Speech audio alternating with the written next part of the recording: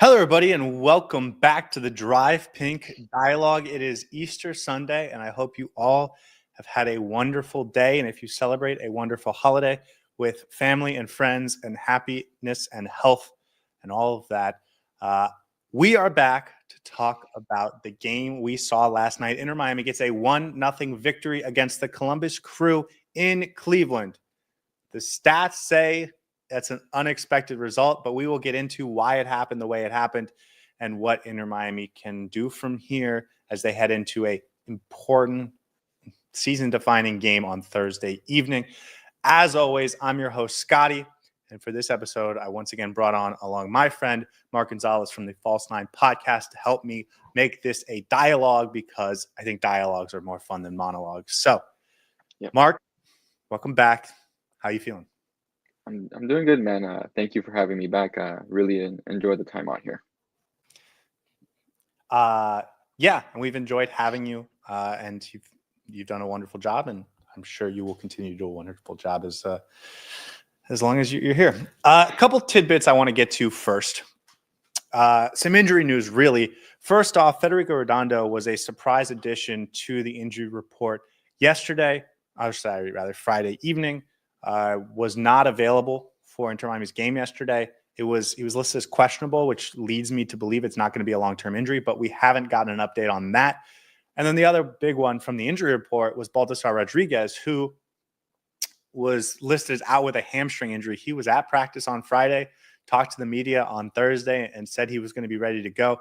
So that injury must have taken place Friday. We've gotten no follow-up reporting on it. I don't think anyone asked Javier Mascherano about it on after the game or before the game. So this new signing that everyone was very excited about, that Mascherano was speaking highly about, and that he brings something that no one else on this team has, sidelined. And, a hamstring injury could be 4 to 6 weeks. How frustrating is it that we might not get to see what Baltasar is for the next, who knows? We don't know how long it's going to be. It's frustrating because the process alone took such a long time to get the visa and to get all the paperwork down that he finally got here. It looked like he was training to play against Chicago. And was in line to play this game. I feel like maybe get some minutes, but comes up with the hamstring injury. You never really want to mess with a hamstring injury. That's a specific area that can take a while if not nursed properly. So hopefully it's nothing too big and he's able to get back on the pitch soon. Yeah, and the other big news I think that we should at least mention is that Lionel Messi was not moving around great in the second half. Maybe that's the wrong way to phrase it. He wasn't moving around a ton in the second half. And Taylor Twellman on the broadcast speculated that he might not be feeling great. There might be a problem. After the game, Javier Mascherano did say that Messi feels fine and that he asked Messi after the game, and Messi was just upset with his performance. That's not usually the reaction that we get from Lionel Messi when he's upset with how he's playing. But and I do want to talk about that specific thing more. But I did think we should start off by saying Javier Mascherano has said that Lionel Messi's fine. So for anyone very worried about the Messi health concerns, according to the coach, he's fine. Yeah, I believe him. If anything, it could be the slightest thing, any muscle fatigue, which he's dealt with in the past. But if Mascherano says he's fine, I guess I'm taking his word for it. Yeah, and then the other thing I wanted to note, because I think this is relevant to Inter Miami history, and it's something I think a lot of people are going to move past without thinking much about it. But Robbie Robinson announced, I believe on Wednesday, that he was retiring from professional soccer. We haven't seen him play since the end of the 2023 season. He got hurt in preseason of 2024, eventually got surgery. Inter Miami had to release him in the middle of last season. And I don't think he ever really got healthy enough to potentially compete in the 2025 season for another MLS club or USL Championship club, whatever it may be. That wasn't going to happen. His body just wasn't able to recover to a professional level. He becomes the 9th player in a 6-year span, I guess 5-year span, if we're not including this year yet, to leave Inter Miami and retire, which is probably a number too high. But he also becomes the first player to only ever play for Inter Miami in their professional career. So Robbie Robinson, the first one club man in Inter Miami history. He retires, a guy that I always thought had a lot of potential. I always believed in the talent, but it was the knees that I never really believed in. But he did announce he was retiring. So, unfortunate. Robbie. Yeah. Just unfortunate for him. Never, could stay healthy for a period of time, and just unlucky for the young player that he was, and the potential he showed. But hopefully he's doing better now that he's at ease with medically retiring. Yeah, I agree. And hopefully he finds a future in soccer. I think he said he was going to try and stay involved in the game. So hopefully that's his future. And if it is, we wish him the best of luck moving forward. Okay. Any other topics that you want to get into? I mean, it has been all eyes on the CONCACAF Champions Cup, even leading into yesterday's game. It felt like whatever happens here, I'd rather just win on Thursday night. And yet, no Baltasar, I guess, was the big thing. I mean, anything else in your mind before we get into the game? No, I think the no Baltasar thing was head scratching and surprising to a lot of people. The injury picked up Friday, so just curious to see what transpires there. Yeah, absolutely. Okay, are you ready to get going on this one? I'm ready. So I'm ready to get into it as a stall tactic so that I can get the rundown ready. Okay. Inter Miami and the Columbus Crew, a storyline that felt like the biggest battle of the 2024 season. And the final chapter was the Herons hoisting the supporter shield in Columbus, and the Crew got scared it would happen again. So we played this one in Cleveland. Did it kill the atmosphere? I'm not sure, but it certainly killed the goal-scoring prowess of 21 starters. The one unaffected, number 30 in minute 30. Luis Suárez starts the break with a deep switch to Cello Wigan, who puts in an incredible cross. He saw gold and he went for it. And the Golden Boy delivers. Inter Miami goes up 1-0 thanks to an incredible header by Benjamin Cremaschi. But the Crew know this story. The momentum is there to be taken in the second half, and take it they did. They did not bring their finishing boots in this one. Final 10 minutes with all to play for, and the Crew go all out. 80th minute chance for Arvston? Nope. 84th chance for Russell Rowe? Nope. 85th chance for AZ Jackson? Nope. 93rd minute chance for Gazdag? Nope. And the best of all, 94th minute, Herrera puts a cross centrally to the big new signing, Daniel Gazdag, but he's not ready for Inter Miami, able to survive an onslaught in the second half from Columbus. Herons win. Nancy gives up after that final play with a smile and a hug for the referee. Herons take it all as Inter Miami remains unconquered. Let's go, Herons. Catch your breath. There was a lot there. I think I had to catch my breath at the end of the game because it felt like it was Columbus creating opportunity after opportunity after opportunity after opportunity in the final 10, 15 minutes. And Inter Miami somehow survives despite giving up what I think were a number of really high quality chances. Yeah, I agree. There was that 80 from the 80th minute on. It felt like every 2 minutes, every minute and a half, there was a chance coming from all those players you mentioned. And luckily, somehow there was a shield around the goal, and none of them went in. There were times that we had good tackles in the box. Just one touch on the ball was able to put someone off. But I had to catch my breath, like you said, at the end there. I was thinking that they were going to tie the game. Yeah, well, it's weird because this team has felt quietly mature and composed in the box, in their own box this year. And they don't feel like there's ever panic. And I give Noah Allen and Maxi Falcone and to a lesser extent Ustadi a lot of credit for that. But like rewatching, it feels like there was a lot of opportunities for Columbus. Even in the moment, like you think about it, you go, wow, that was right there for them. And the guys don't ever play panic, so it doesn't ever seep into your own soul. But certainly I think Inter Miami got away with a couple. Let's move back to the first half, because the one goal that does go through in this game, and I think it was Inter Miami's best real chance of the game, was, I guess it was the 30th minute. Luis Suárez starts the break, comes back near midfield, puts in a long cross to Cello Wigan, who's running down that right side. And he puts a cross on his first touch to, centrally, and Cremaschi's making that run, puts a header on it. and puts it into the far side of the net.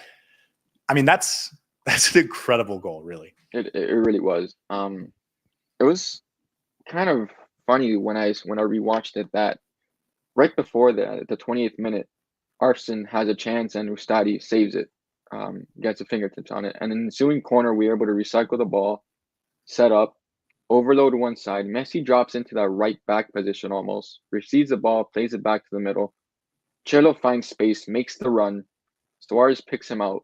But before Suárez picks him out, Allende makes a critical run vertically that kind of freezes their center backs and gives Suárez a time on the ball to play it wide. And then Cello, with the one touch off that cross from Suárez, sends it into Cremaschi, who's leaping in the air like a salmon upstream into the waterfall, heads it home. Yeah, and it worked. And it was basically Inter Miami's game plan going to this game. Yeah. Let's get the ball in our own half and push it fast, high up the pitch, try and create some offense. You saw it in the first minute of the game. First touch from Messi is, we're going to tap it in. Allende is going to make a run, and we're going to try and get him over the top quickly. This is exactly how they got them last year at the end of the season, which was a Tata Martino tactic. It's not something we've seen a ton from Inter Miami this year. They really specialized their game plan in this one in a way that I don't think we've seen this year. There was another moment in the 42nd minute where Jordi Alba puts a ball over the top to Messi. And last year, in the Supporter Shield trophy winning moment, Messi takes it off his chest and scores the opening goal. Yeah. This time he wasn't able to put it in the back of the net, but it was the same sort of game plan. It was the same sort of strategy.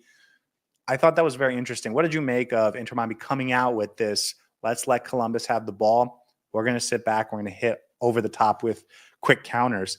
I'm curious, what were your thoughts when you watched this? I thought it was the same blueprint as you said from last year. That we're going to use our best vertical threat, and that's Allende, and his height, his physical tools to get in behind their defenders, and we're going to let Messi and Alba find him, and we're going to play from there. We're going to have a runner into the front post or into the penalty area, and a runner into the back post. And if it's Messi passing the ball, he's going to check to the penalty spot or the top of the 18. And I think in those first 15 minutes, Columbus was happy with the ball, but when they turn it over and when we intercept it or we win a duel, we win the ball back, it was a quick transition into over the top or with Allende. And that was my initial thoughts of this game, that, okay, Chicago, we weren't able to do that. We didn't have the personnel, but we start Allende, who's got the pace, as I said, physical tools. He's able to get there. This is how they're going to attack those first 15 to 20 minutes to see what they got. Well, and that was the strategy for the entire first half. Yeah. The rotation of this team has been, I think, a big talking point. I wonder if part of the game plan was, we can get a result on the road against Columbus if we play this one style. And we might actually be able to save some mileage on Jordi Alba's legs, on some of the midfielders' legs, because I think we're both expecting both Yannick Bright and Busquets to have to go 90 minutes on Thursday. Same with Cello Wiegand. They gave Maxi Falcone a nice rest. And so we saw Lionel Messi moving, not exerting himself too much in that second half. I wonder if part of this was Inter Miami saying, we can have a more relaxed effort from a physical output perspective and still get the result. Or if this is how we're going to play Columbus from now on, because that to me is the defining question of this game for Inter Miami. Obviously, Columbus is going to have to figure out how to put the ball in the back of the net. But it's concerning to me if this is how they feel their best way to beat Columbus is. Not that it's not effective, but it's really playing against Columbus as opposed to playing Inter Miami ball, or if this was situation specific. I think that when you mix the both of them, this is what you got. The result of 1-0 came out with, I think it was a kill the game in the first half, sit back in the second half, and not really exert so much, knowing that the biggest game of the season is Thursday. And we saw the rotation with, Segovia not playing in the first half and got minutes in the end. But when you start thinking about how Javier Mascherano likes to rotate, it's very minute. in the way he does it. He doesn't really change a lot. The mainstays are the mainstays. But for this game, I felt that he implemented this kind of strategy of, like you said, we're not going to physically take the game to them, but we're going to sit back and wait for them to come to us. And if we're able to hit them over the top, we'll hit them over the top, and just make sure that everything is accounted for defensively and hunker down. Yeah, I guess it's just curious to me what happens next time. You know what I mean? We are going to play Columbus again. It's coming up, sooner than you would expect. And this is a team we might be battling for the rest of the season. Now that game will be in Fort Lauderdale, but it's not I want us to compete against Columbus in a way that shows us we can beat them in the playoffs, and not just have to squeak through in the same way we would last time, or rather this time. And I didn't get that confidence yesterday. Yeah, I think next time we play Columbus, it'll be interesting to see what they do defensively, how they play us. If they play such a high line and allow us to go over the top again, or if they kind of sit back and then we have to play much narrower through the middle, and incorporate Messi and more central mids, and instead of playing out wide, we're gonna have to play with Segovia as another number 10, Messi as a 10, and really play more central than whipping it out wide and going from there. Yeah, maybe we should talk about Columbus for a little bit, because as Jake says, Columbus was all over us, and it was, I think this story was more about them losing this game, them being unable to get the equalizer, especially in the second half where they had plenty of chances. I think if you look at the stat sheet, you see a lot of players with big chances missed next to their names. But they created those chances. It was just a matter of them not being able to put the ball on target. Again, Max Arfton, big chances missed. Aziel Jackson, Diego Rossi, Jason Russell-Rowe all have one. Daniel Gazdag with 4 big chances missed. That is a really tough game, but it results in Inter Miami getting a little bit lucky, especially considering Ustari made some saves, but he didn't have like a phenomenal save. The final XG output is basically 3 XG for the Columbus Crew, and they get 0 goals off of it. They have to feel hard done on that one. But what did Inter Miami do anything in your opinion to make that happen, or is it really just Columbus wasn't there? Columbus wasn't there. And let's be grateful that Cucho Hernandez is no longer on that team, because I think he could have easily had a hat trick. Columbus did a fantastic job of drawing players out of position and spacing out, and using the entire pitch and the attacking third to really find runners into the box, and pulling our central defenders into the midfield, finding runs in behind. So, and it played a little bit of luck, a lot of luck, I should say, that their finishing boots were not on. Thank God, Daniel Gazdag, the leading scorer for Philadelphia Union all time, had a screamer against us, couldn't find the back of the net. Diego Rossi, a surefire finisher, not able to find the back of the net. So I think Lady Luck was looking down on us. Yeah.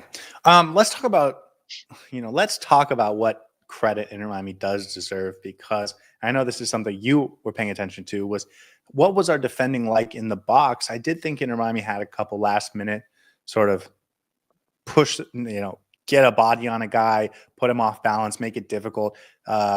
Certainly there were some moments for Columbus that they just messed up, but Noah Allen had a big play where he was just on the back of Jason Russell-Rowe, and he wouldn't let him get bodied off, and so Russell-Rowe couldn't get a real shot on target. There was a similar moment, I believe, in the 80th minute maybe, where there was a last-minute sort of challenge by Gonzalo Lujan where he kind of taps the ball away in what looked like it was about to be a huge opportunity for Columbus. So what did you think about us defending in the box? I think it's, when you look at it, it's chaotic at times, but at the same time, we're not going to ground recklessly as we've seen in previous years. Everyone's got this sense of, some sort of calmness and professionalism, and, getting in front of the ball, making sure you're not making contact on the player, making sure if you're going to make a tackle, you win the ball, or it's a tackle that you're shielding him off correctly. Give the referee nothing to call, and at the same time, their positioning has improved over the season. There's a lot of balls in the box that are just ping-ponged off each other, and you don't know what's going to happen. But I think Inter Miami have done a good job of, one, clearing the ball and their communication in the back line at times, picking up a runner. Gonzalo Lujan had a good shield on Daniel Gazdag on a recycled ball into the box. He was able to hold him off and not let him get a shot off or get to the ball. When in years past, I think anyone probably gets to that ball and is able to tap it in. But this refined sense of composure has really been a breath of fresh air in the back line, especially defending our box. Yeah, but what do you think that is? Do you think it's just better communication? Do you think it's the new personnel? It could be it's the new personnel. Noah Allen has done a tremendous job of keeping his composure, and I think that stems from playing with Maxi Falcon and that veteran leadership and instilling, listen, be confident in your abilities, be confident in the way you defend. Don't get chaotic, don't get crazy in the box. Just stand them up, win the ball, win a tackle, clear it. And if they have to do it again, because that's what it felt like yesterday. That's what it was yesterday. They would win the ball, it would get recycled out. Columbus was coming back. So you have to have this calmness in your head, okay, they're going to come back and attack. I can't miss a tackle. I can't step up here because he's going to run in behind. So it's this sense of professionalism that was instilled by, I guess, the veterans, specifically Falcon, and the emergence of Noah Allen with this team. And you have Ustadi back there communicating with your back line as well. It does feel like the game just moves a little bit slower for both Noah Allen and Maxi Falcone. I think when you see Tadeo Allende there, he does fine because he's athletic and he's got length. But Lujan, I think, has a little bit of trouble too, his game. And I don't want to rail on him too much for this one, but I think when Maxi Falcone and Noah Allen are back there, the game moves slow for them. They don't panic. They don't just boot the ball away. They are comfortable. And that allows them to make the right decisions. And we've seen Maxi Falcone have some huge plays. We've seen Noah Allen be really tremendous. And so those two seeing out the game in the middle of the park, I thought was also a real huge advantage for us. And so I agree with you. I think this team has done a good job of not panicking in the box and just staying composed in a way that Sergei Kristoff wasn't always doing because he was a little slow with it. That first step would be a little slow. Tadeo, as he was younger, a little overambitious. And we've seen with some other guys in the past. So I agree with you. I think this is a big jump that Inter Miami's had, their composure and their calmness when defending in their own box. We've seen them do it a number of times this year where they've had to see out games in the final 10, 15 minutes, and they've done a great job of it so far. In fact, I don't think they've given up a goal in the last 10 to 15 minutes in a game where that one goal was going to be a huge deal. No. And it also helps with your midfield play. If a team pushes so many numbers into the box and you're able to win the ball and compose yourself and find Busquets or Yannick Bright or a dropping Messi, you're off to the races in the transition. So that just elevates the style of play and the offensive approach for Inter Miami for this season. Yeah. Let's talk about the difference in the game plan between the first half and the second half, because in the first half they came out and we were talking about it. They wanted to hit quickly on the counter with big switches and then push the ball centrally to create opportunities, balls over the top. They wanted to make sure defensively they were sound, but that they were creating something on offense. In the second half, that virtually disappeared, and they decided from minute 46 that they were going to sit back, let Columbus have even more control of the ball. They were going to hold back their fullbacks. They were going to hold back Allende and Cremaschi a little bit more than they were in the first half. And they created nothing on offense. Reasonably so. The only shot they had in the second half was that 95th minute shot that Messi took from 45 yards out for no reason. Yeah. Why did they do that? That's the question. I mean, I don't know. I don't think I've ever seen Inter Miami hunker down for 45 minutes and a half against a Columbus team where the game was fairly open in that first half. You were able to find transition opportunities, and then all of a sudden in the second half, you said we're going to slow down and just hunker down and really give them possession and not attack. Well, and it's weird to me because they were doing fine. Like they were creating opportunities in the first half. There was a 2-0 lead out there if they keep going with what they were doing in the first half for another 15, 20 minutes. They didn't. And it's hard. It's really hard to Yeah, bunker for 15 minutes, much less against it. for Yeah, 50 against a good team like Columbus. So I was really surprised watching this. They didn't do anything to improve their counterattack until the 77th minute when they finally bring on Fafalico. But like even their first sub was to reinforce their midfield, take Suárez out, put Segovia in. yeah, Like it felt like we just want to get out of here as soon as possible. And that makes me a little uncomfortable that Javier Mascherano doesn't trust this team, which has so much talent, to be able to play man-to-man with a Columbus Crew team that's good, very good. But this Inter Miami team has as much talent as anyone. So I guess the thing I'm left with pondering or curious about or confused about is why does Inter Miami not feel like they can play man-to-man, play their style against this Columbus Crew team without just sacrificing everything? Like they let Columbus dictate the game. And if you are the better team, which I do think Inter Miami is, the more talented team, why are they not at least portions of the game trying to establish their own identity against the Columbus team that is so comfortable establishing the Columbus identity that you might find something if you can play them off their game? yeah. I mean, giving Columbus that much time on the ball and in the second half not really attacking only gave that much more time to Wilfred Nancy to find out how he's going to pick us apart. You saw him multiple times on the drawing board and instructing Mo Farsi and certain players to really attack certain areas and pull certain players out of position. I'm as mind boggled as you as to why we didn't go for a second goal in that second half, where it could have been an open game. Um, Columbus is on the back foot. They want a goal. They want to tie the game. They slip up in the defensive half. We may be able to take advantage of that, but like you said, from the 46th minute on, we hunkered down, defended for the next 40 minutes and 50 minutes, 40 minutes, whatever it was. And it's tough when you have wave after wave after wave after of Columbus attack just coming at you.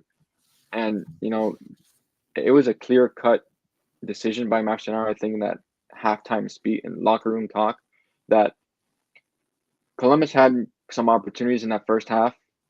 He wanted to try to eliminate that in the second half, but in turn, they got more in that second half than they did in the first half, and they were more clear cut big chances.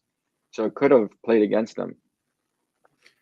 Yeah, and I guess that's the thing. We're gonna play Columbus again, potentially in about a month, 6 weeks. That game is scheduled for May 31st. If Inter Miami does advance to the final of the CONCACAF Champions Cup, that will get rescheduled. And I hope it does because I want us to play in the final. I also want that game to be at the end of the season when it could have huge stakes and huge significance. It's almost a shame to me that these two sort of juggernauts of MLS are not able to have those huge, meaningful games at the end of the season. But if we go into that Columbus game, and it will be at Chase Stadium, why should we feel confident that this team can establish their own identity? If we play like we did last night, we will lose 7 times out of 10, 8 times out of 10, 9 times out of 10, right? We got lucky that they had, again, 8 big chances.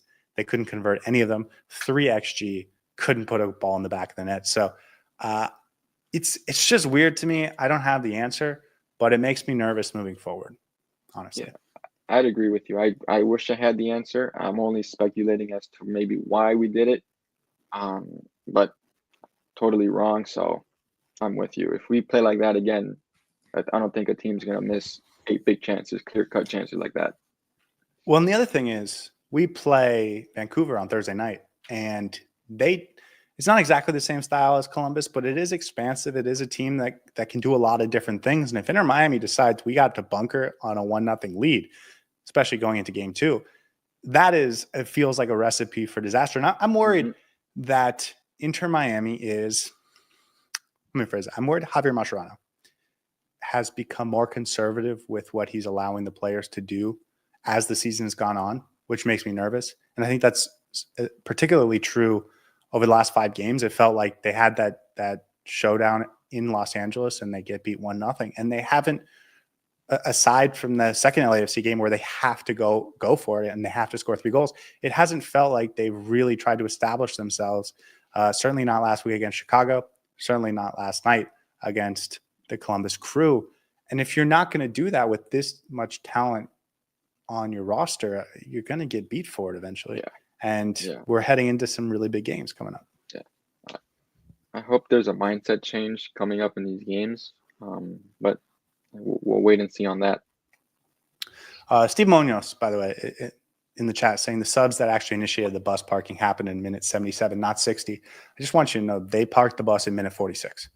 They didn't park the bus. There was no attacking threat past that 46 minute. Suárez was making runs, but there was no balls being fed. It was just, if we're able to hold up play in the attacking third, we hold it up. If they are able to win the ball back, we're retreating. Yeah, and our fullbacks weren't getting forward, and our midfielders in Busquets and Yannick Bright weren't getting forward. Like, this is clearly the design at halftime was, we've got our goal. We have to sit back and pull out this game. And of course, I want to be fair to the team and to Mascherano. If they did give up a goal, I'm sure they would have opened up in a more realistic way and tried to, win the game with a second. But it is strange to me that at halftime they decided this is a game we're going to win by keeping it scoreless, not a game that we're going to get a 2 or 3 goal lead in. Especially considering the amount of talent on this team. Part of me feels that, and we can talk about rotation next, but part of me feels like he doesn't believe in his players as much as he should. Like, he does continuously go to guys that are some of the most talented players in the league. Right? We know the big four are as talented as anybody in the MLS, but Telesco Segovia, I think, has as much talent as any of the young players in the MLS, or is right up there. Tadeo Allende, the same. And so he's not giving opportunities to guys like Robert Taylor, Dobbin Martinez, Ian Frey. We could go down the list, but guys that are certainly good enough to provide and produce in the MLS, it feels like he doesn't believe in them. And that's not just the rotation, but it's also like, I can't put Fafa Pico in the 55th minute because he's not going to produce what I need him to produce.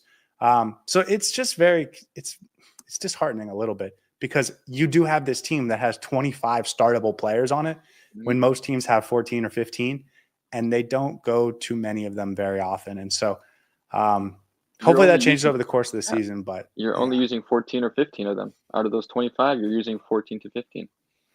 And that's how it feels.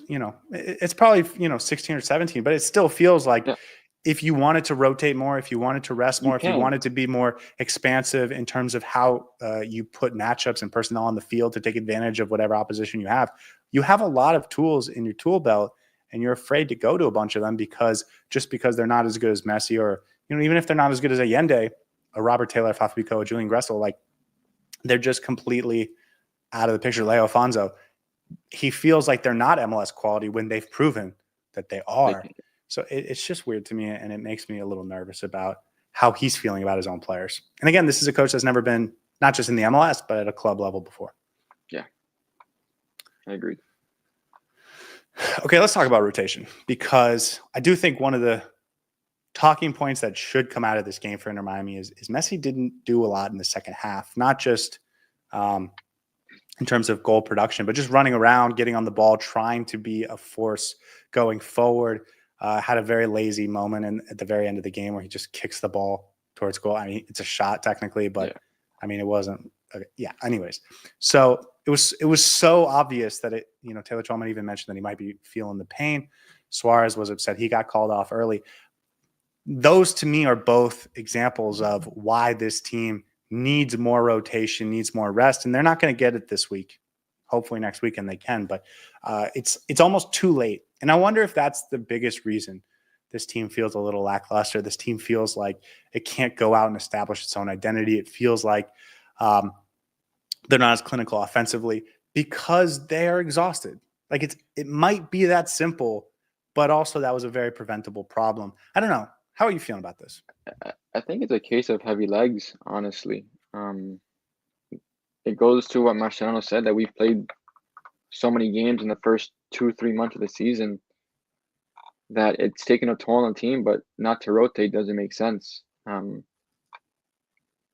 Messi looked heavy legged out there. He had his moments of brilliance in the first half, but in the second half, it was just walking around and just, nonchalantly out there and just here and there.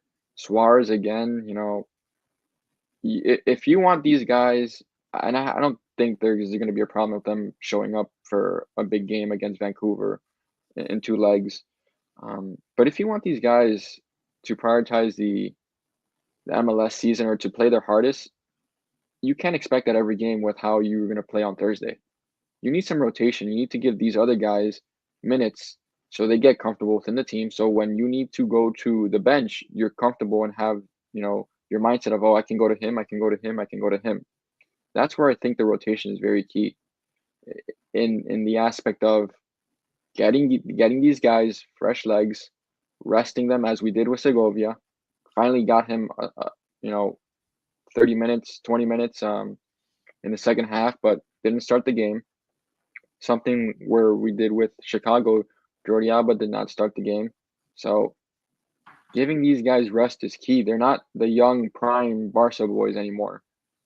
They've played a bunch of matches over their career. It's going to take a toll at some point. And it's better that it's showing now in the first half, I guess, in the MLS and in the second half. But it's indicative that Mascherano starts to rotate. Because if this is in the second half and there's no momentum to pick up and you're looking for a home playoff spot or home seeding, it's not going to happen if this happens 2 months before the season ends. Well,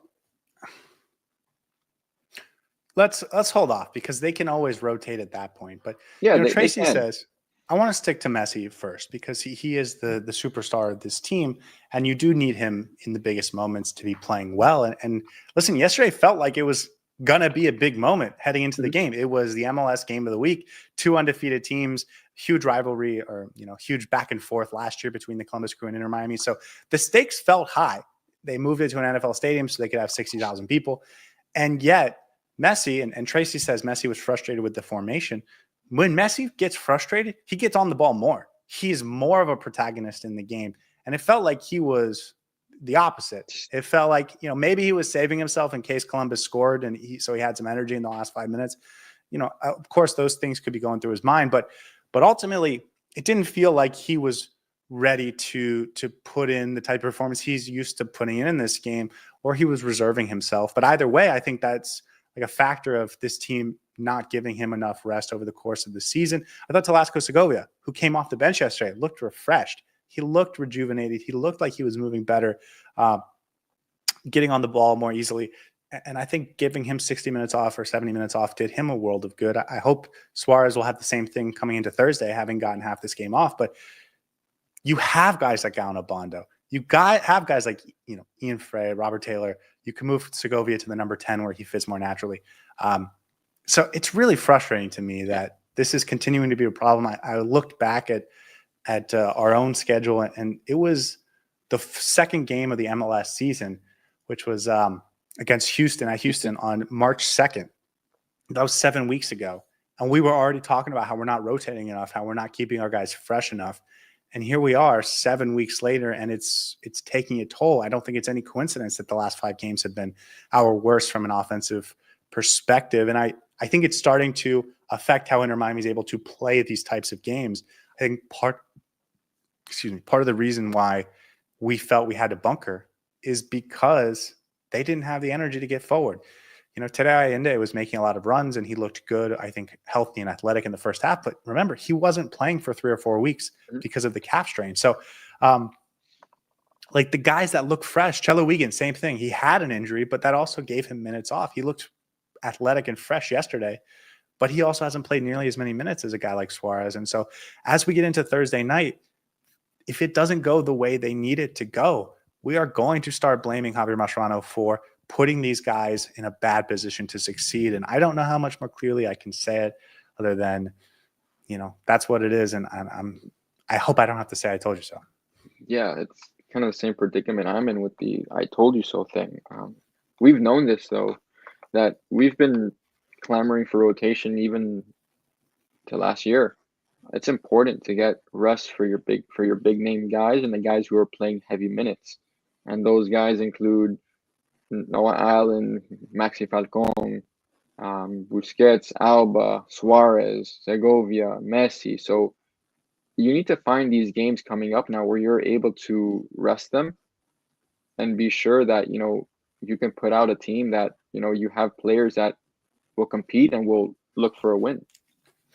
Yeah, I'm thinking about next weekend. We play Dallas on Sunday. Dallas. And I'm thinking Robert Taylor on the left, Obando up top, Baltasar at the 10. Give me Julian Gressler right wing. Give me Redondo and Toto Avila said defensive midfielder. David Ruiz somewhere in there. Yeah, well, if he's back healthy, they're dealing with the hamstring injury. But it's getting to the point where you're going to have to do something drastic. And by the way, next month, the schedule doesn't get any easier. You got a lot of midweek MLS games. Mm-hmm. I think there's 3 midweek MLS games next month. So it doesn't get much easier until that 2-week break between the next Columbus game and the Club World Cup or potentially the CONCACAF Champions Cup final and the Club World Cup. So with big games coming up, it's making me nervous. I've been nervous, and I think we're starting to see the result of that. Even though it hasn't affected the team's ability to win games, they get 3 points yesterday. Maybe we're overblowing this. Maybe this team is just so good that they know once we give up a goal, we'll be fine, or once we score a goal, we'll be fine. But it's nervous time, man. It is, and it'll affect the style of play that we want to instill in certain games that we can't continue it for 2 halves. So we'll see. Okay. Anything else about this game that you want to talk about before we get into awards? Any other moments or anything like that? No, I think we touched upon everything that really was important. I wanted to bring up one other thing. In the 66th minute, Ustadi goes down with a calf injury. He's holding his calf, and the trainers have to go look at him. He's kind of walking gingerly on it afterwards. That was right before the Segovia substitute. I wanted to give Javier Mascherano a little bit of credit because he then makes a more full-line substitution with his second substitution window.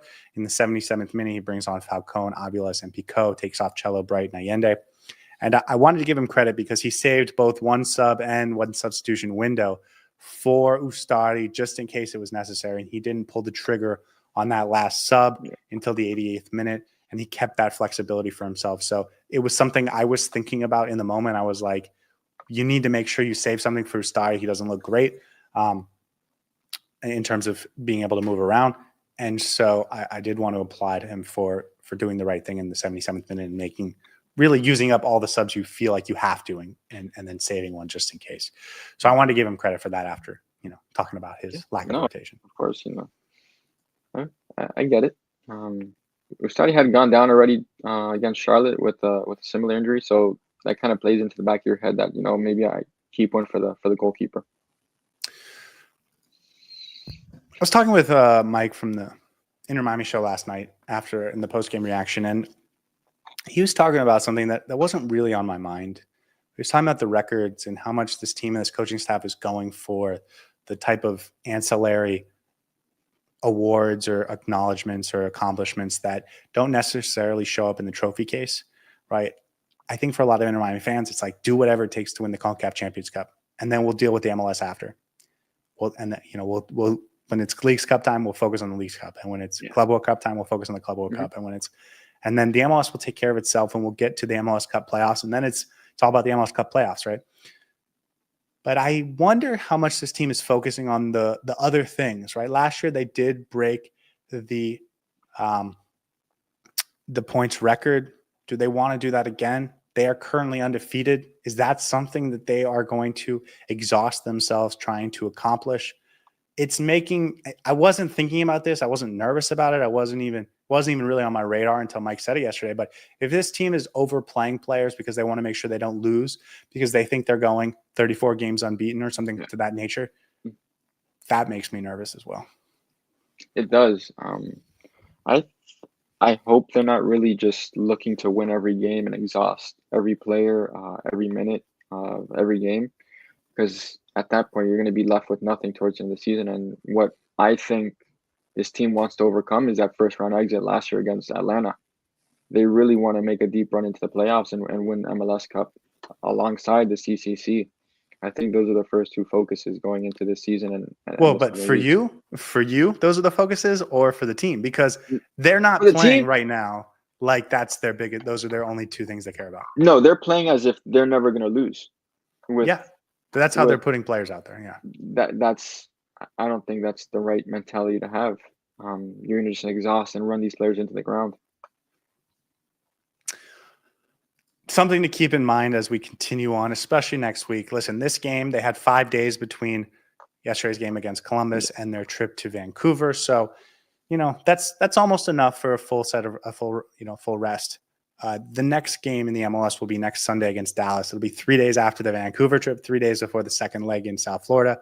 That feels like I would say it feels like you have to rotate, but there's been plenty of games that have felt that way this season, and they haven't. So I'm just nervous about it, and I hope they rotate next week.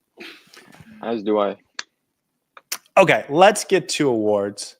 On this show, we give out 6 awards for every game: a Heron of the match, a Heron that flew north, and 2 individual awards each. And because you went first last time, it is my turn to go first this time with the Heron of the match. And I will be honest with you, I felt like there was a lot of solid performances yesterday, but not really any standout performances. And so when that happens, I looked at the goal scorer. I thought about Cremaschi. Chili Wigan, I thought it had a fine game. I thought there was a lot of solid performances on this team yesterday.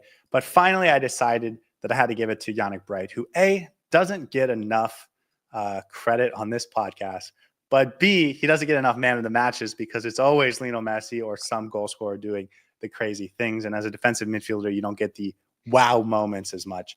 But yesterday, 3 clearances, 6 interceptions, 7 total tackles, 16 defensive actions.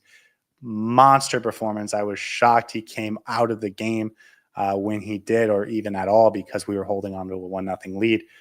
He's good in the box. Defensively, he's a monster.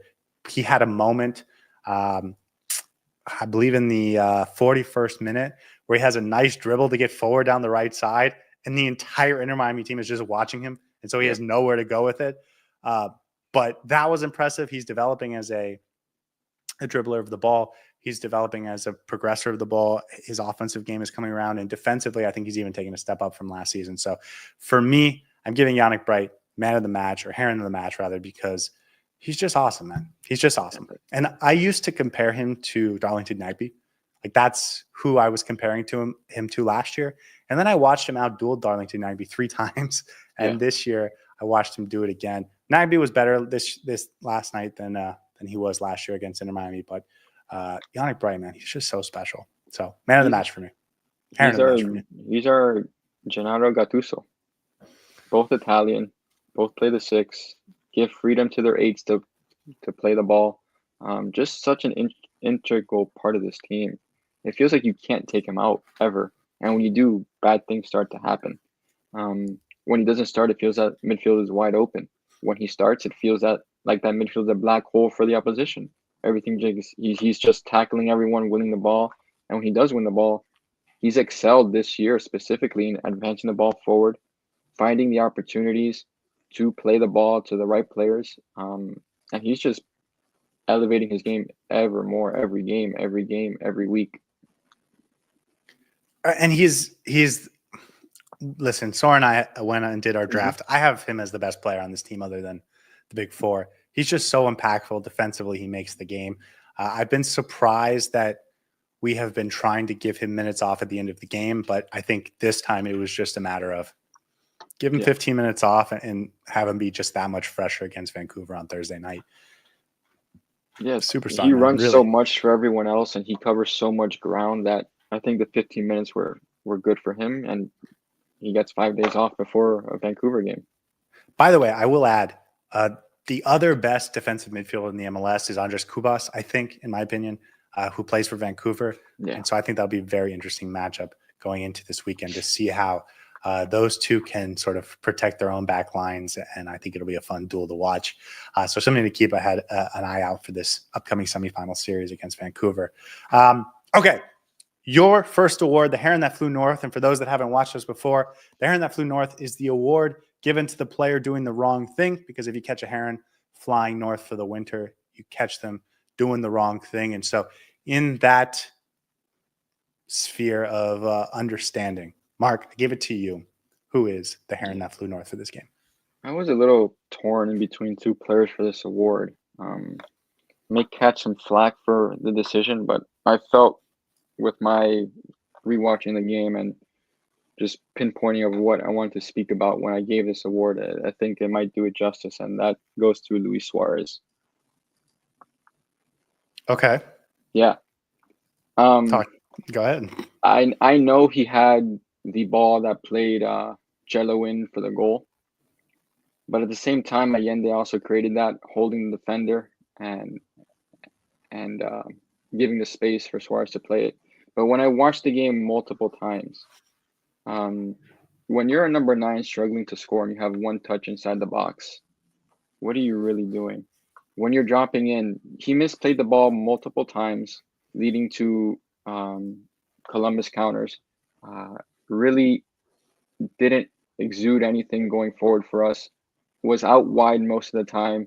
And if you're not going to be in the box as a striker in a game that is open, in a game that we're trying to, looks like, kill off in the first 45 minutes, what were you doing? That's what I kept asking Suarez. You have this goal drought. Go try to break it, but no touches in one touch inside the final third in the opposition box, which was the pass to Messi, where I think if he brings it down, takes one touch onto his right and tries to curl it home, he may have a chance to score, or it's putting pressure on Patrick Schulte to make a save. This feels harsh to me. I'll be honest. I don't think this is a Columbus team that's going to get beat by Luis Suarez. Like, I don't think he has the right play style for this. I think, maybe with Alan Obando, you put some crosses, and we've seen Campana have some nice games against Columbus. Maybe a Fafa Pico at striker with his pace over the top, or Tadeo Allende with his pace over the top might have been a better choice in terms of who to start at striker. But in terms of his actual performance, I thought he was fine. He was a big part of that first goal. Kicks off that play by going wide to Chelo Wigan. So I thought it was fine. Like, I don't have huge complaints about this game. I think this is just a continuation of his last month, really, his last 6 weeks, where he's now gone 9 complete games without a goal from the run of play. I think 8 games. It was 8 games ago he last scored, and that was a penalty against Cavaliers. So I just think it's bad vibes for Luis Suarez. It was. I mean, it was hard for me to. I was torn between 2 to pick this one, but I just leaned towards Suarez for this game, just based off what I saw and the way I assessed his game. Yeah, listen, he did have a moment in the 20th minute where he had a bad turnover, where he passes it to Columbus about halfway, and he passes it to Columbus in our final third. Fortunately, they weren't really ready for that because it was such an egregious pass. But I don't know. I think Suarez was fine. I don't want to kill him too much for this game. No, I thought he's had some worse performance over the last couple of weeks. Fair. Okay, my first award. Now, what did I call it? I'm giving the 4-octave award. The 4-octave award. This has to do with music, I believe. Correct. 4-octave. And I think, I'm going. There's a player on this team that has an instrument named the same name as an instrument. Okay, let me give you a hint. This has more to do with vocals than vocals. Okay. Vocals and instrument.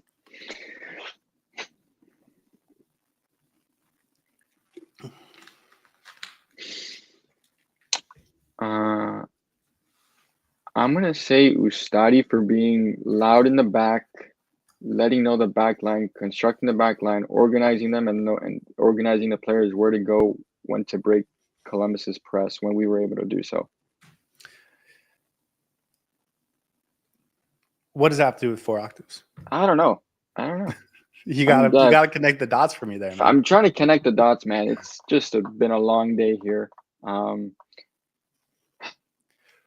Being loud, no, I don't know. Okay. I will take your answer, and I will tell you it's not correct. 4 octaves is a vocal range that is very rare. It implies that it's a sign of a tremendous singer, and it's about your range as a singer, what types of songs and the level of pitch you can get to. Yeah. And the point is, he has a ton of, if you have 4 octaves, you have a ton of range. And the player, and Inter Miami, that I think had a ton of range in this game was Tadeo Allende. I saw him get a lot of critical feedback from yesterday's game because he wasn't as clinical in the final third as he has been over the past, or to start the season. But he was also providing Inter Miami with an outlet. Basically, until he came off, it was the pace, the physicality, the size to get forward, pull the ball down, and open up that back line, challenge that back line, create some space in front of that back line for guys like Messi and Cremaschi to operate. That I think really opened up this game. It's something we missed when he was gone. And even though he doesn't get a goal in this game, he doesn't get an assist, although he almost had an assist, I believe, 23rd minute or something like that. He gets a ball to Messi that Messi wasn't ready for, wasn't expecting. Yeah, no. So he wasn't able to put a good touch on it. Mm-hmm. He really threaded a needle to get that pass through. He could have walked away from this game with an assist. And I think people are overly harsh on his performance in the final third, or rather in the box. I thought he was going to have some trouble converting any of those to goals. I thought anyone would have trouble converting those into real shots on target. And then when you combine that with no one really making the runs next to him and being the lone target up there, I thought you were asking him to do a lot to convert those into real chances. I thought he had a really good game. It was someone I considered briefly for man of the match. And I know some of the rankings on some of the websites didn't have him particularly highly, but I thought he had a really nice game, especially considering what Inter Miami wanted to do. Yeah, I think he opened up the game for us from the first minute, and it was clear and cut what we were going to do, and it was to find him over the top. And if he was able to get, a shot off, he was able to get a shot off. But I thought he did fine, really causing problems for Columbus in the back, switching from left to right, and really getting in behind and allowing us to find him and create some sort of chance and hold up the play up there. But I felt he had a fair game. Nothing that I was too critical about for him. The other reason I wanted to give him an award is because I want to talk about where he's playing on the field. Mm-hmm. Yesterday, he started on the left side, Cremaschi on the right, and then they switched to halftime, and he virtually disappeared as an option. Had one or two, but in the first half, he was consistently making runs in behind, and they were finding him, or at least giving him an opportunity to run underneath the ball. Jordi Alba, Busquets, Messi. Like, when he's on the left side, he creates a lane for all three of those that they have the vision to naturally go to. And it wasn't necessarily there on the right. We haven't always seen it on the right. I thought he looked much better on the left. And it is something I've been asking for a long time. I want to see Segovia on the right and Allende on the left. And it feels like something Mascherano doesn't want to go to. Even at halftime, he switched it up. And I thought it made Allende worse. How do you feel about Allende overall right now and where he's playing? Overall, I thought, when he moved to the left, especially with Jordi Alba on that side, it gives you a much more dynamic view to the offense instead of being on the right where you're not going to have an overlapping wing back. And it's going to be Cello or Lujan just instructed to stay back. So it's kind of only on him to create anything out there. Moving on to the left, it drags Suárez into the midfield a bit, allows Alba to play more attacking football, attacking minded, and creates more of an opportunity for Miami to find anything creative from that left side. And I thought he played good yesterday over there. Big picture. I mean, what do you? I thought the concern. I thought the concern with Allende being on the left was that he and Jordi Alba were going to be interfering with each other. Yeah, of course. And it doesn't feel like that's a thing. And I think when you put him on the left, you actually put him in the line of sight of where Messi likes to go with the ball, which is to his left, because he's constantly searching for runners over the top, and he's constantly searching for Jordi Alba down that left side. So when you put him on the right, you're taking him out of Messi's purview. And not only are you taking him out of Messi's purview, but you're taking out of the zones where Messi likes to follow up. Right? When you put him on the right, there's no cutback for Messi in the same way there is if you push the ball to the left. So I think he opens up a part of the team that actually works better when he's on the left. And I don't understand why Javier Mascherano keeps consistently pushing him back to the right. And it felt like he defaulted to that at halftime yesterday when he did put him back to the right. He looks more comfortable on the left as well, from his play style and the way he likes to operate. Like you said, Messi's preferred area to pass to is the Jordi Alba area, the left side of the pitch. If anything is to the right, is to receive the ball back. But if he plays it out left, it's looking for attack, for looking in to go in on goal. And he's able to get a cutback and always playing with Jordi Alba. So if Allende can provide that option on the left, you just play him there. I want to see it, man. I really want to see it. I thought it was fine. I thought it worked well, especially for the style of play they wanted to go with and what they've gone with lately. And then I think it opens up Segovia to have another different type of role where he can be more impactful on the right. So I don't expect to see it again anytime soon, but I would like to. And I continue to have these thoughts that Javier Mascherano has different thoughts of, and I would like to see my thoughts come into action, but I suppose that's just a spoiled Inter Miami fan. Okay, next award, your first individual award. What you got for me? Let's see. We'll go for It's a Bird, It's a Plane. It's a bird, it's a plane is how you introduce Superman in the comics or in the movies, because who else would be flying around other than Superman? This goes to Lionel Messi because he's Superman. No, this goes to Benjamin Cremaschi for his Superman-esque flying through the air to get the head on the ball. This isn't something we really see from Benjamin Cremaschi, is it? Down the middle, getting on the end of the ball, and finishing like that. So I was fairly impressed with how that goal transpired, specifically with his run in general.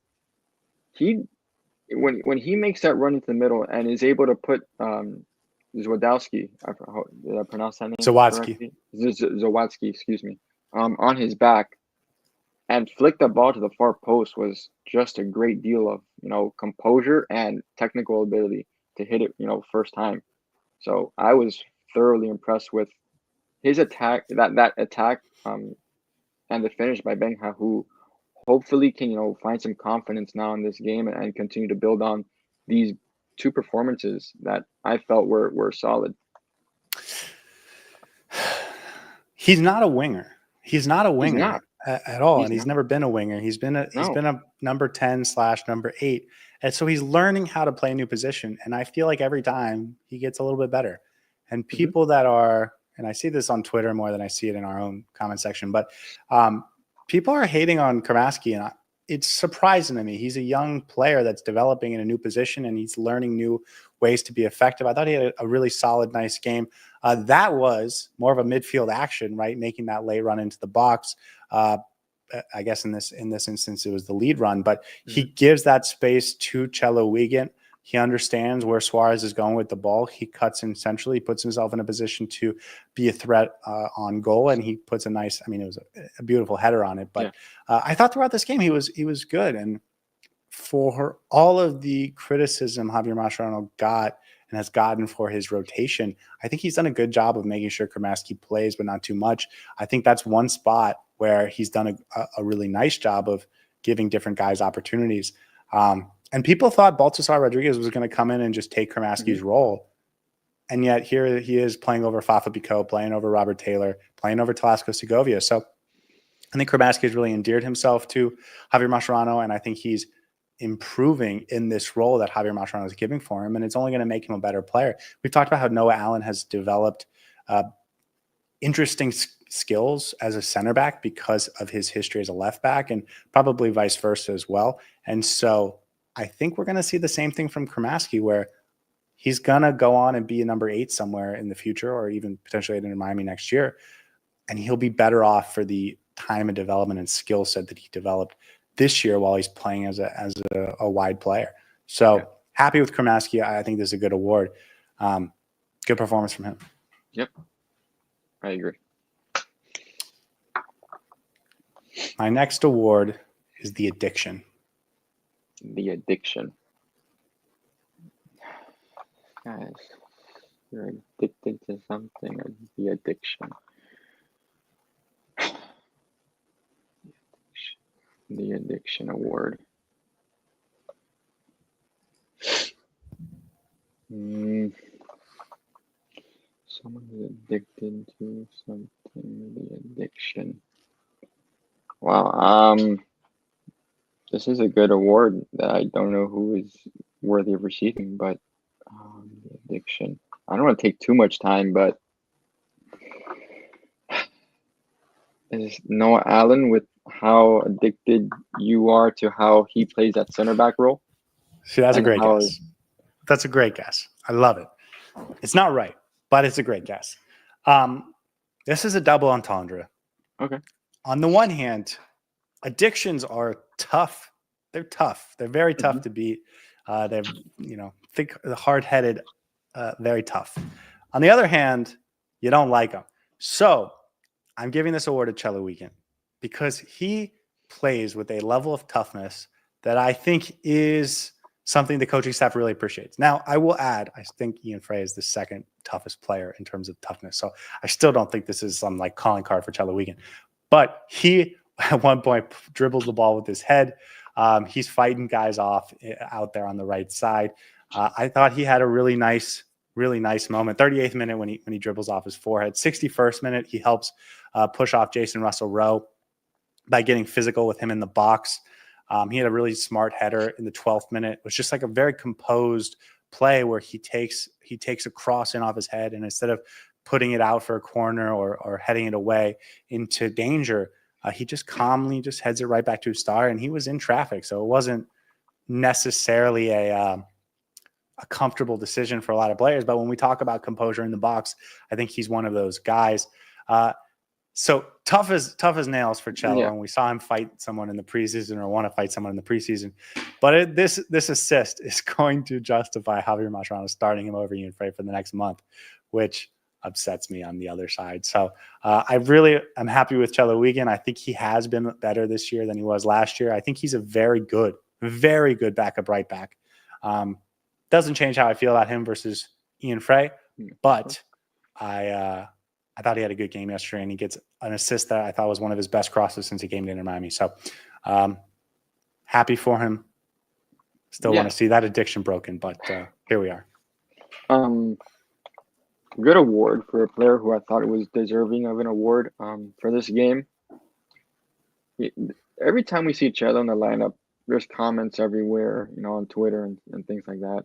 Oh, here he is again. What do we have to do to get Frey? So he receives a lot of backlash from fans.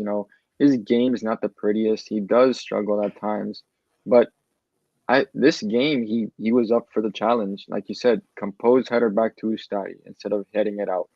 Beautiful cross, his best cross ever for Inter Miami, ends up on the head of Cremaschi for a goal. He's dribbling the ball off his forehead like he's Phil Jones in the Prem.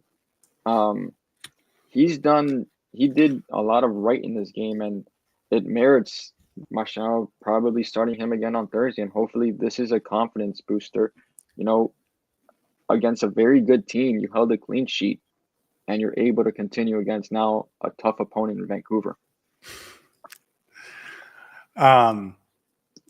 Pythias in the chat says, wow, Scotty complimenting Cello. Sora will be gutted. I think that's just hilarious and also true. And I think Cello's been good. So I get it. He's definitely going to start on Thursday, because why would you take him out of this game if you weren't planning on starting him on Saturday? He does get the last 15 minutes off. And by the way, I thought we got worse on that right side when Lujan moved out to right back and Maxi Falcone came into the center back spot. So it's hard for me to talk about Cello without talking about Ian Frey. But if I take Ian Frey out of this conversation, I think Cello had a really nice performance, and I'm happy for him, and I feel better about him now than I have over the last year. So yeah, that's good. Okay, second award for you, final award of the show. Mark, what you got for me? I'm gonna go with the one time was good enough award. The one time was good enough award. Okay, who was worthy of an award? One time was good enough. See, that feels like it's either a Cremaschi or a Cello Weekend award because they had the one moment. You got to really think of this one and where they were inserted into the team. Okay. scrolling down to the subs. I'm going with Toto Aviles because he played as a number 6, and you think that's interesting, and you wanted to give him an award for it. One time was enough because you weren't happy with his performance there, and you think one time there was enough, and you don't need to see it again. I should have just stayed quiet. I should have just not said anything. Yep, you're right. This goes to Tomas Aviles. I'm, fun for the experiment, but in a game of that magnitude where Columbus is smart enough and Wilfried Nancy is smart enough to just try to attack Aviles and try to get a foul out of him somewhere and just rile him up, I don't think it was the right player to put in there. I understand you want to, eliminate any chance of them getting any shots off, but they already were doing that. He's not good enough to play as a 6, even if it's for the last 10 minutes.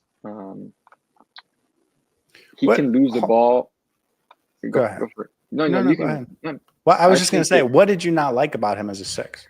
The fact that he's just I think he's out there looking for a card, or he's looking to rough up the game, and in the wrong time, a wrong set piece can lead to a goal. I find this so interesting because it feels like not just you, but a lot of people see Aviles and the only, Toto, and the only thing they think of is he's going to get a yellow card, and they attribute that to him not being scared to play him. But you get 2 yellow cards for a reason, and it feels to me like for a lot of people that overshadows what he does on the field. And so when I ask you what did you not like about his performance as DM, I get you're scared, and I get he had some hard challenges. And on another day, right, I think the referee was pretty light on the yellow cards in this game. On a different day, that's probably a yellow card. But yeah, so like he did fine, I thought. Go ahead. But technically, looking at his positioning, there were a couple times where he was a little bit too far up the pitch, and he lost the ball once or twice and was beaten behind. And they were able to pull Noah Allen out of space and get in behind in between Falcon and Alba. That was one particular moment I remember. And then the other one, he lost the ball in the middle of the pitch and gave them a counter going right back into us. Okay. Yeah. I think it's interesting. I like Aviles as a player, as a center back. He's got all the tools, and I think he's the 3rd best center back on the team. He's even an option for right back over Lujan for me. Yeah, me too. So this is just in that situation of playing as a 6 or a DM it was one time. It was good enough. How do you feel about the midfield situation? Because going into this season, I thought Telesco Segovia was going to play more as a 6 than as a winger. And I thought it was going to be Busquets and Telesco. We haven't seen Segovia there at all, which confuses me because he did play a similar role in Portugal.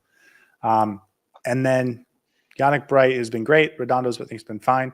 And Sergio Busquets has been Busquets. But aside from those 3, we've seen almost nobody play in this defensive midfield role. I think David Ruiz started one game there early in the season, but has been out for a while. Obviously, we've seen Toto Aviles come in there twice now over the past 2 games and finish the game in that number 6 role. But Cremaschi, you would have thought, could have played that role, and he doesn't. Segovia hasn't. I have a thought in my head. If Baltasar Rodriguez is able to play and with that slide Segovia back a bit, I don't know. Well, it doesn't feel like Mascherano sees him as a defensive. It seems to be the 3 between Busquets, Redondo, and Bright. But over the course of the season, that's not going to be enough, as we saw last night. No. So, I mean, is Toto the guy for you? I guess that's my question: is who is number 4 in your head? Maybe it's David Ruiz when he comes back, but he also feels like a guy that Mascherano wants to play wide. Could it be Ian Frey? Didn't feel like Ian Frey last night. I think it could be Ian Frey over Aviles. He's a better player of the ball. I think he's just as quick, a little bit stronger. I think he's played that center defensive role in the past, is what he grew up playing before, moving into the back line. So he's got a sense of or feel for the game there. So I would put Frey ahead over Aviles. I think that's a great shot, honestly. Ian Frey, I agree with you. I think we should get Ian Frey a chance there. What's going on with Ian Frey? We'll come back to that in 5 minutes. Yeah. Any other performances you did want to talk about? Ustadi, I thought was solid. I don't think he had any phenomenal moments, but he was just comfortable. He was Saved the he was saves he solid was back supposed there. to save, and he gets a clean sheet for it. We talked about Cello. I thought Noah Allen and Jordi Alba, man, they're just such a good partnership on that left side of the defense. Makes me so comfortable there. I thought Lujan was bad again. He had one nice moment, but he makes me so nervous back there. I just think that we know this when he starts. We say it time and time again. He's not athletically fit. He's not athletically, there to play with these guys, and he's getting beat off the first step repeatedly. I mean, he was lucky not to give away a pen. Yeah, just along those lines, there was a moment, 57th minute, where he sort of hip checks Max Arvston. Now, listen, the referee was light on the whistle in this game, so at that point, he wasn't going to get a penalty, but that was, I think, on another day, a penalty. If you go back and look at the first half, basically every good chance that Columbus had came because someone ran into a position that he vacated, or he didn't see a runner coming into his zone. He makes me very nervous, and I thought Columbus did a good job of exploiting him. When Maxi Falcone came on, you see that those runs through the center dry up, and they start coming through that right side, which is where he moved to. I don't understand. I really don't understand Gonzalo Lujan and how he's impactful on this team moving forward. But I mean, he's playing over Ian Frey right now. He's playing over David Martinez right now. He's playing over Toto Aviles right now. I don't understand. I don't get it. I really don't. I'm not sure where or what Marcelo really sees in him that he's able to consistently put him as a starting 11 center back when you have the players that we just mentioned who are physically and technically better than him. Okay. Anyone else? I mean, Busquets. I think Busquets had a quiet, Messi. Good game. Messi had a good first half. I felt he was on the ball. Really didn't touch the ball in the second half. And I think that was part of his frustration, playing in that, one up top, 9 behind the ball for a guy who's used to, orchestrating everything, just sitting back and watching, defend, clear. It's kind of, taxing on just standing there. Do you have any other awards you didn't give a chance to give out? Wouldn't want you to leave them on the table.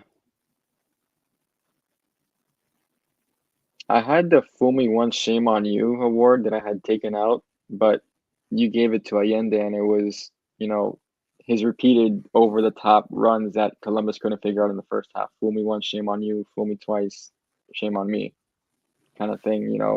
They couldn't figure it out. It was a game plan for Inter Miami, and I think he executed it well.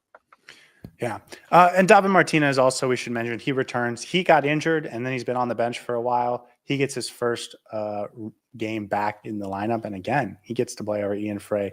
I'm very nervous about this Ian Frey situation. It makes me very uncomfortable. He's been on the bench and available, I think, 4 of the last 5 games. He's started one against Toronto, played 45 minutes, and then came out at halftime and hasn't played another minute in the last 5 games. So it makes me very nervous, considering I thought he was playing well at right back. Any final thoughts on this game, or you want to talk about Vancouver for a few minutes? We can touch on Vancouver. I think that's where everyone's kind of focused on already before this game even happened.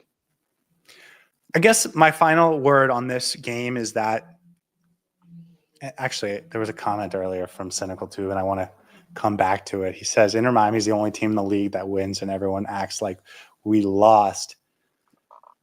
This team did go on the road against a really good Columbus Crew team and got 3 points. And it is very hard to go on the road in the MLS, especially against good teams, and get 3 points. They did it. They found a way. And even though the stats look lopsided, a big part of that is because of Inter Miami and how they chose to play the game. So congratulations to them. I think these are the type of performances that differentiate you between being a 68-point team and a 76-point team, because you find a way to get 3 points instead of 0 or 1. We saw this time and again last year where they had a late goal or a late stand that helped them get to that points record in a way that maybe a lot of those games should have been either draws or losses. And so congratulations to the boys. That's what good teams do. They find a way to win even when they don't play their best. And so I do think that should be acknowledged, and I don't think we've done that yet. And of course, for Inter Miami, I don't think anyone would be upset about the result yesterday if they didn't play. It all really depends on Thursday. Can they go on the road to Vancouver and get a victory? I think the only thing that makes us nervous about yesterday is that it feels like the guys are tired, and that is going to carry over into Thursday. But aside from that, it's go time. It's championship winning time, right? And that's when, you hope that, the big name players make big time plays, and, the lights are made for the brightest players. Any expectations? Any first thoughts? Really curious to see what the midfield would look like, or not the midfield. Aside from Messi, who's playing alongside him? If it's Allende and Segovia, or if it's Cremaschi and Allende, and seeing how we play. Last year, Inter Miami went to Vancouver, and they didn't even bring their big guys. They let Robert Taylor start on that left side, and he had a goal and assist, and Campana started in the midfield. I'm sorry, Campana started up top.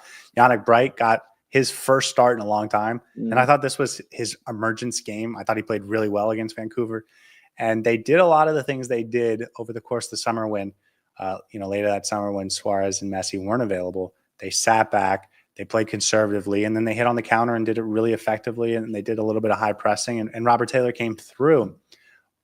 So on the one hand, it's nice that we were able to go get a win in Vancouver last year, and the team feels good about that. Fafa Picault, by the way, was the best player for Vancouver in that game. And yet, Messi's never gone.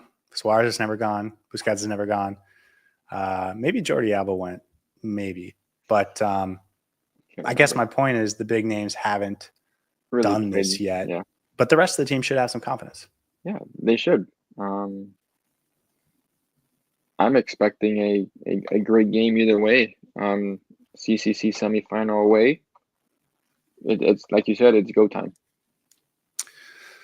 Last question. We'll end on this one. Yeah. What are your thoughts on Julian Gressel? I think this is a player who's been excommunicated from the squad in a way. There really is no desire for Mascherano to include him on the, in any of his plans going forward.